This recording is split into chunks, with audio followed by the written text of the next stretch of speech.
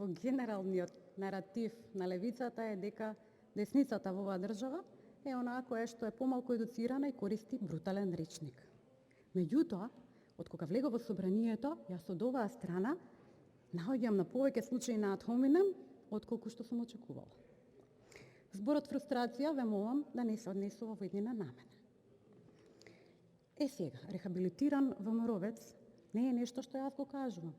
Тоа е во изјавата на дуелот помеѓу министерката Царевска и Тимчо Муцунски во изборната кампања 2020 година.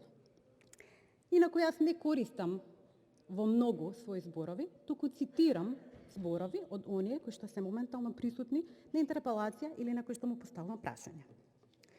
Сега Груевски го извадивме толку максимално во ова собрание да верувам дека е исто како да е се уште присутен. Па, ако така тврдиме, тогаш да ги извадиме маските, се враќаме во 2015 година, ковид криза се уште не е дојдена, Груевски е се уште жив.